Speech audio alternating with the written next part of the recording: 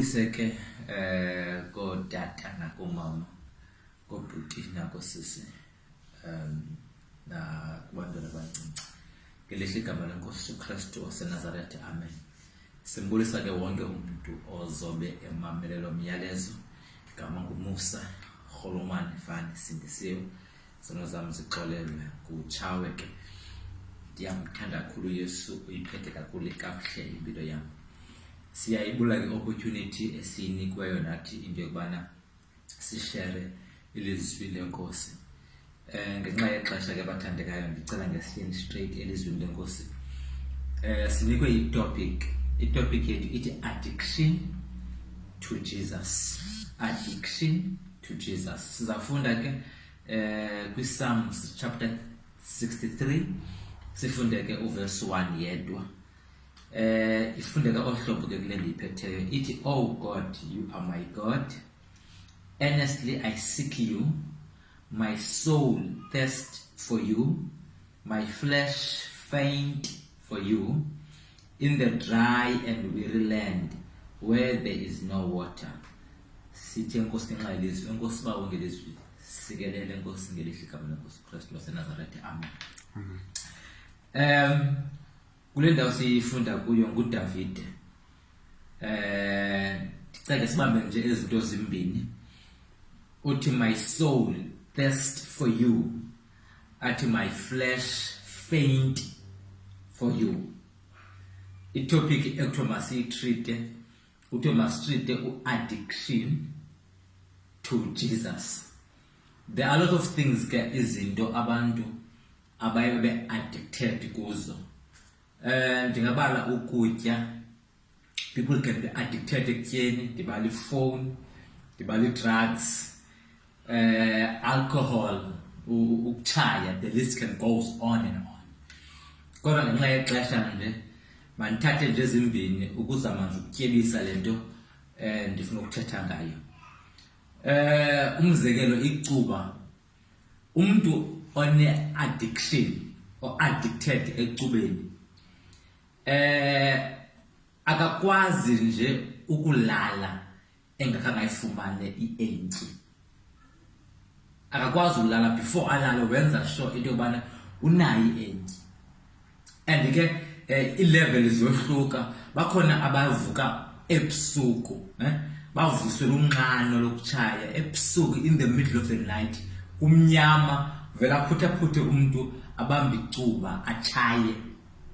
Ekseni xa evuka into ayenzayo before aphume ezingubeni uphutha icuba, addicted ecubeni. Imini yakhe soze iphelele ngaphandle kwecuba, addicted ecubeni. If ufuna umosha susa nje icuba kuye, just because u-addicted ke ecubeni. Mhlambi ke i-teenagers ngeke zirelate kulo mzekelo, kodwa into enorekha kwabantwana bam yifowuni. You can be addicted efonini in a sense bana xa uvuka ekuseni, before you start your day, eyonto yokuqala ucinga ngayo uye ucinge ngefowuni. And if kuye kwenzeka wayilahla ifowuni, yeyona mini yakho sike yahambileyo. So mayilahlanga, mhlawumbi uye wayimisplace, awuyazi uyibekephi, uvele ubeshushu yonke indawo, just because your life, ubomi bakho bupackage bupha efonini. If ufuna uspoiler usuku le-teenager, makayilibala ifowuni endlini, ahambe aye mall. Uxola ukuhle eteksini, aphinde athathe iteksi ebuyayo endlini, uzothatha ifowuni, just because ulife wakhe u-addicted efonini. So itopic yethu ithi addiction to Jesus. So kufuneka sibe ngabantu aba-addicted kuYesu, ulife wakho ube around uYesu. Mhlawumbi i-question ke izawuthi ngokubana njani unga-addicted njani kuYesu.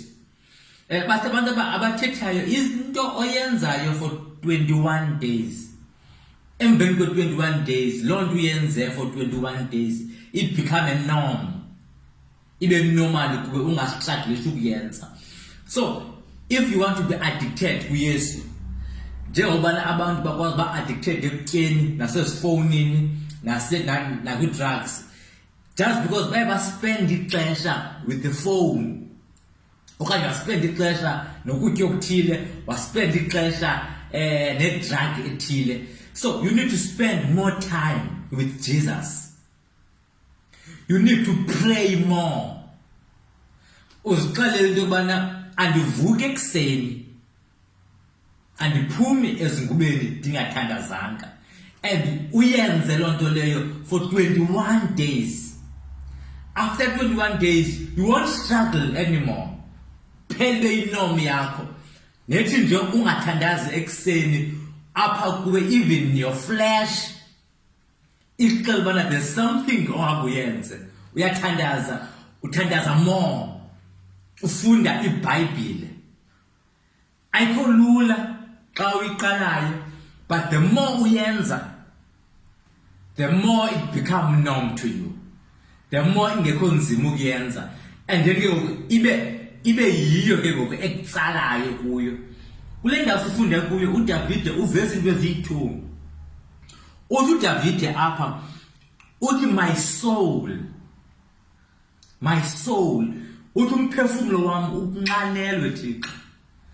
UKing James yena uthi early in the morning, my soul, amen, my soul, umphefumlo wami unxanelwe wena Thixo.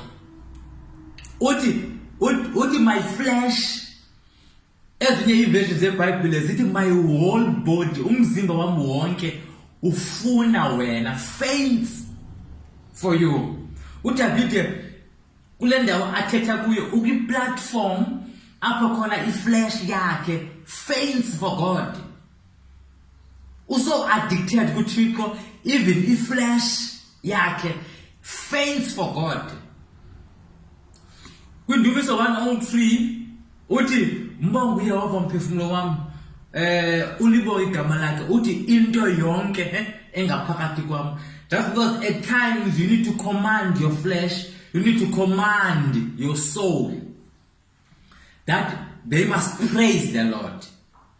And then if you can be able to do that successfully, uyiqhelisile inyama yakho, umqhelisile umphefumulo wakho kumkhonza uThixo. If you can do that successfully, you can be able to stand like uDavide, uthi my soul thirsts for you. Uthi my flesh is longing for you. Just because uye wayiqhelisa, wayenza ixesha elininzi. iBhayibhile xa ithetha ngenyama about our body, just because our biggest challenge is our body, it will tell you into yokubana our body is contrary with our spirit, which means our body ifuna kwawo. Uthi uPaul ndithi ndizimisele ukwenza okulungileyo, kodwa apha kum emalungwini uthi gqimthetho wumbi, which means ibody yam inezinto ezithandayo ezirhalelayo.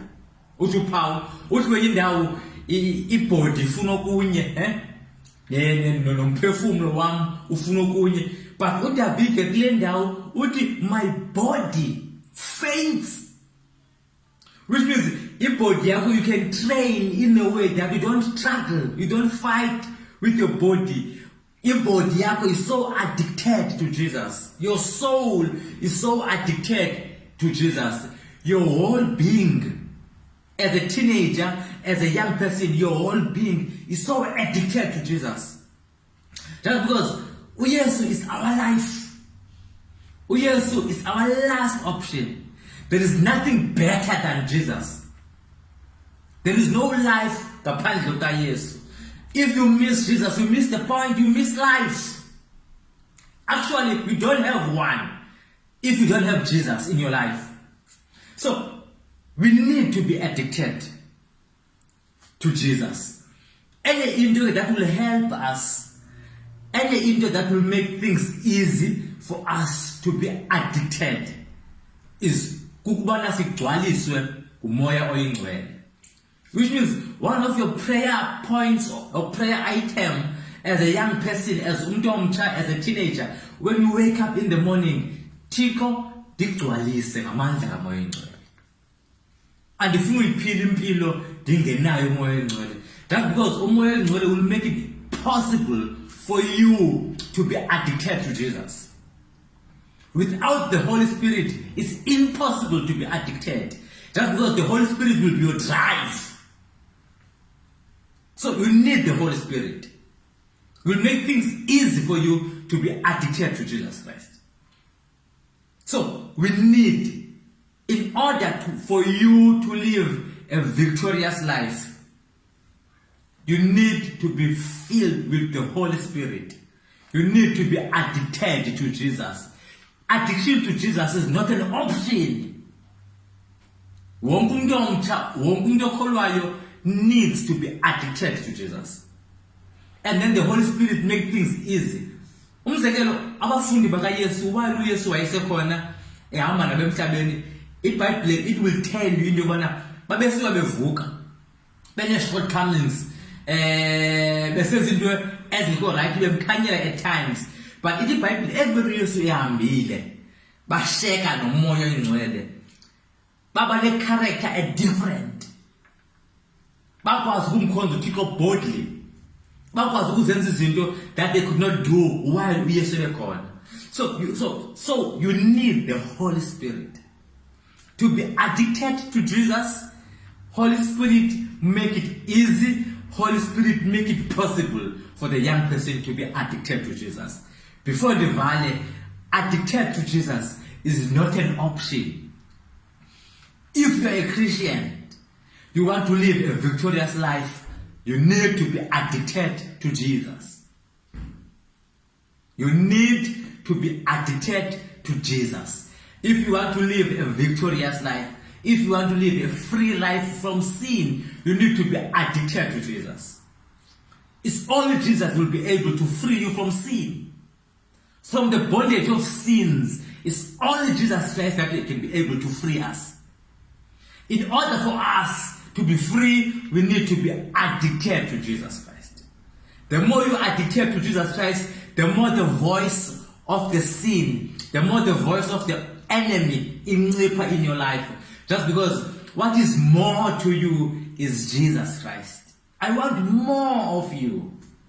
Every morning you need to wake up and say, yes, so I need more of you. I need more of you. And then you'll be able to live a victorious life as a teenager, as a young person. It is not impossible.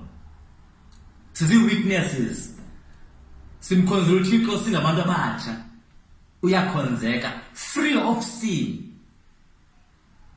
The option is for you to be addicted to Jesus.